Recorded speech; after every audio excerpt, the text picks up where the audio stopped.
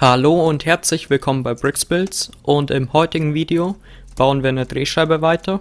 Wir zeigen euch, wie man diese tolle Brücke baut. Wir bauen außerdem an der Ausfahrt weiter und am Ende gibt es noch einen kleinen Crash. Fangen wir auch schon direkt mit der Drehscheibe an. Da schließt sich gerade noch die Wand, und zwar besteht die Wand aus einmal zwei Steinen, die aneinandergereiht sind.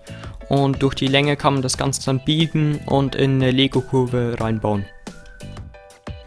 Als nächstes ging es dann daran, die Lücke von den geraden Noppen von der Baseplate mit dieser runden Form zu schließen, und dazu habe ich die Flügelelemente genommen und das war nicht ganz perfekt bündig, und deswegen habe ich noch eine Reihe 2x2 Fliesen oben drauf, die dann die Lücke ganz geschlossen haben, aber das war dann auch nicht ganz so gut, weil es an einer Stelle von dem vierten Kreis immer rausschaut, also an 4 Stellen sieht man, dass es nicht ganz bündig abschließt.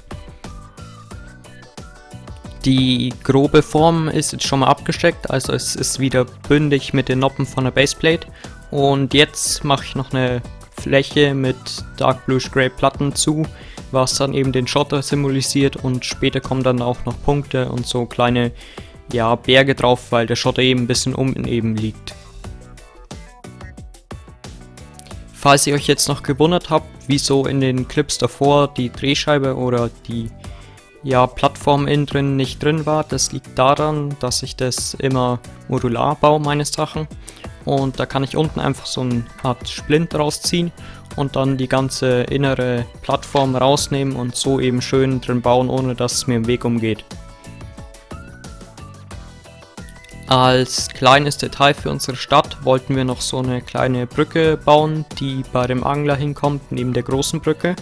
Und hier gibt es jetzt ein kleines Tutorial für euch, wie ich die Brücke gebaut habe, und die könnt ihr dann natürlich auch daheim nachbauen. Den 3 mm Schlauch solltet ihr am besten vorher zurechtbiegen in die gewünschte Form, weil er im eingebauten Zustand sich recht schlecht verbiegen lässt.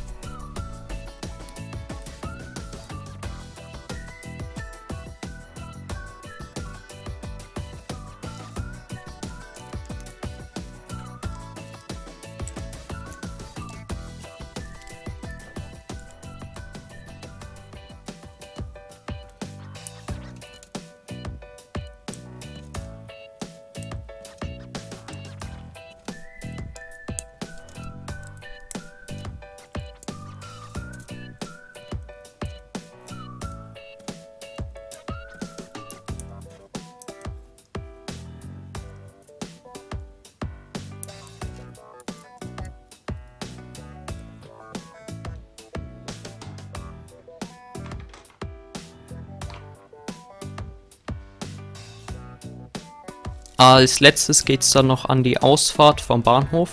Da haben noch ein paar Elemente bei dem Schotterstück in der Kurve gefehlt und noch ein paar Bretter in der Mitte vom geraden Stück, und die baue ich jetzt gerade noch dran. Als nächstes geht es dann noch an die Verstrebung von der Platte unten. Dazu nehme ich am besten erstmal die Schienen raus, und dann kommen unten 2 so Querverstrebungen rein. Und die Verstrebungen in die andere Richtung werden dann durch die Schienen gebildet und durch die ganzen Platten, die noch oben drauf kommen.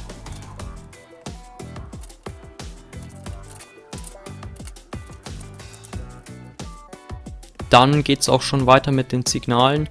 Die hatten noch nicht ganz alle Teile in den richtigen Farben, und deswegen tausche ich die Teile jetzt noch aus.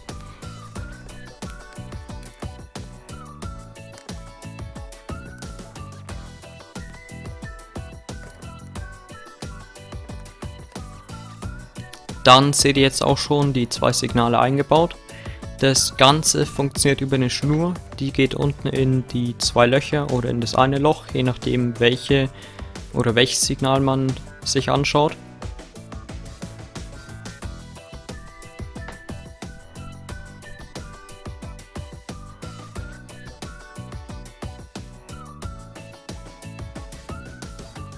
Und geht dann weiter in 1 oder 2 Umlenkrollen.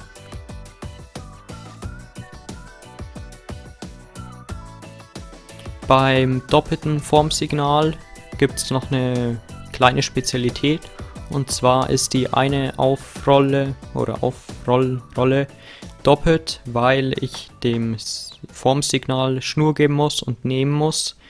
Durch die Sache, dass es eben senkrecht dasteht und nicht waagerecht wie das andere, da reicht eine Schnur, weil die Schwerkraft das eben wieder runterzieht.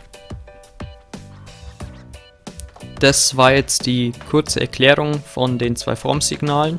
Und jetzt bauen wir noch schnell die Schienen drauf und dann gibt es auch schon das Ganze in Aktion mit dem Hogwarts Express.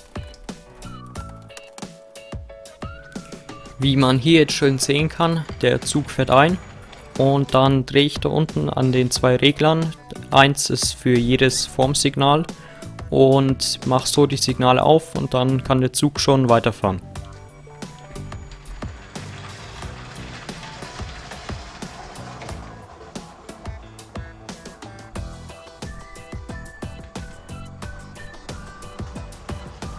Und mit diesem Crash des Hogwarts Express verabschieden wir uns schon wieder.